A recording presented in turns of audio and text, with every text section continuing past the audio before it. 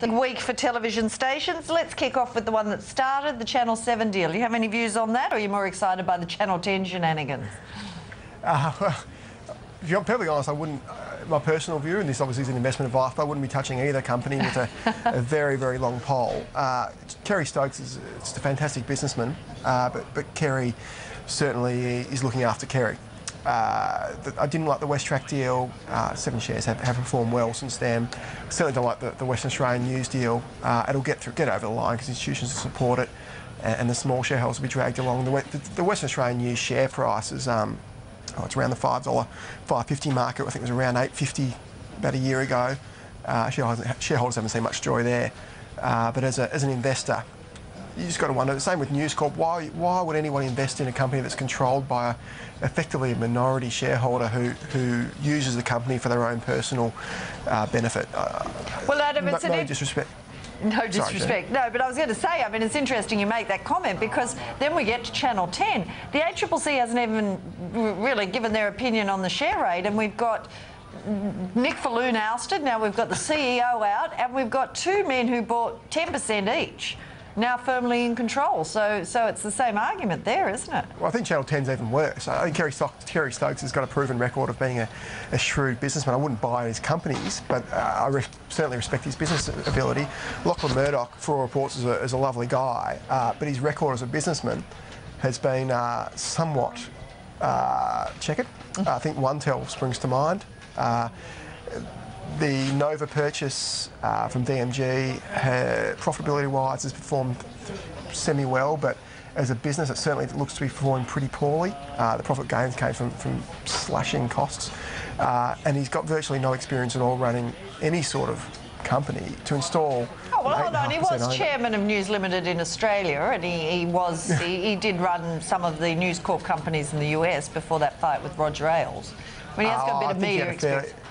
Well, as a chairman, obviously chairman's a non-executive role, and I think I very much doubt Lachlan is really up to the job. I know Harold Mitchell had different comments. Well, what about his sister, who this week was appointed to the board of News Corp after they bought her company? You've just come back from the UK. What was their view on that deal? Well, the deal was obviously grotesquely overpriced and is a terrible related party deal without shareholder approval. But that said, I think Elizabeth Murdoch's skills as a businesswoman and executive actually been excellent. I think of the four Murdoch children, Prudence obviously not involved in the company, Elizabeth has been better, certainly better than Lachlan, and I'd say also better than James. I think she's been an excellent performer. The Shine's been a fantastic company. It's obviously had Elizabeth Murdoch allegedly encouraged Rupert to go with to copy Pop Idol with American Idol in the US, which has virtually saved the Fox network over there.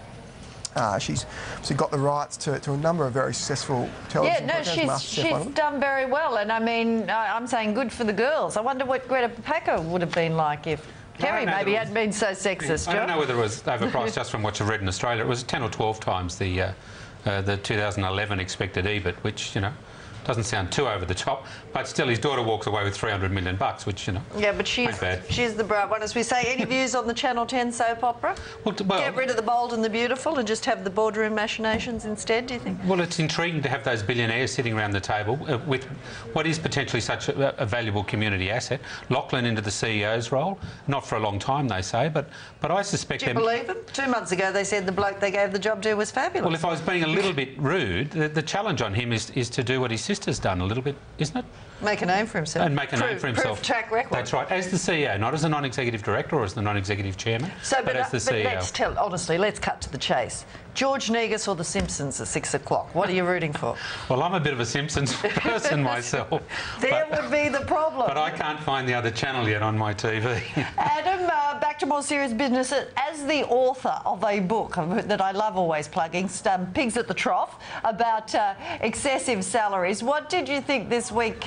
Mervac made a song and dance of cutting the CEO's pay. The fact they were reporting a bad result and they got whacked last year at the AGM might have had something to do with it, mightn't it? Oh, I think it may have. James Mackenzie's been a pretty outspoken, who's Mervac's chairman, a pretty outspoken defender of executive pay structures and executive pay. I think Nick Collinshaw, I think he may have had a pay rise last year, correct me if I'm wrong. There's possibly an adjustment from that. but I think you'll find that when profit falls by 50%, you'll very rarely see an executive's salary fall by 50%. Yet when it rises, you'll see some very large increases. But do you think this is a sign that 3 strikes rule, at the efforts that went on last year, that they all screamed like squealed stuffed pigs, that is having an impact, or was this just a PR stunt to divert attention, do you think? I think the 2 strikes rule, which I think the last couple of days was actually has gotten through. That's I think been very much, as we spoke about last year, Jenny, was song and dance. It's shareholders have the power to spill the board at to spill the 3 directors up for election at every AGM, and they never do. They vote 97% in favour. And we use the classic example, David Ryan, chairman of ABC's audit committee, got appointed chairman of Transurban 6 months later. So the 2 strikes rule was. Sorry, Jane. It's interesting you mentioned Mirvac chairman, because of course he didn't take a salary cut, and I always find that interesting. 3 chairmanships. One of those, Pac Brands today reported not great. What do they say in Melbourne? Pac Brands still being a famous name for the mishandling a couple of years ago of what went on? Pac Brands had one of the biggest PR disasters in living memory almost when they, this is about 2 years ago, when they announced a terrible result. And what they've done is put all these poor women on the board and said, aren't we terrific? But basically it still looks like a dog of a stock at the moment, doesn't it? I think Sue Morford's done a good job. I think there was a bit of controversy about her pay going up, and that was possibly it's very rare for me to defend an executive pay increase, but I think that was one instance where it probably was quite fair. And I think she's done a reasonable job in the circumstances. But Pac Brands is operating in a difficult market. It's competing against, look at its business, is competing against the likes of Chinese manufacturers. So it's not a company I'd love to own. It's not a company that I can see expanding their return on equity to a great extent. But I think Sue Morford's done a reasonable job in the circumstances. So I don't think we can be too critical of what she's done.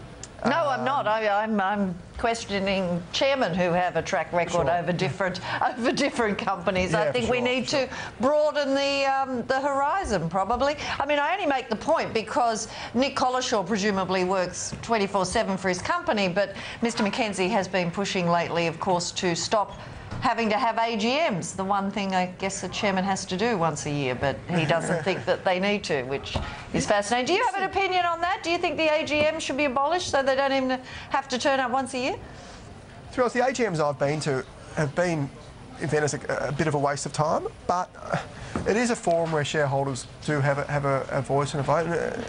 The problem is, with the exception of perhaps Stephen Mayne, who you may well have known, very few shareholders are informed enough to ask particularly good questions. You get blokes like Jack Tilburn who sort of go there to disturb and make a song and dance. But I don't think they should be gotten rid of, but there's very marginal utility in AGMs. Okay, so maybe some chairman for their money should turn up maybe once a year and just have to bite the bullet, do you reckon?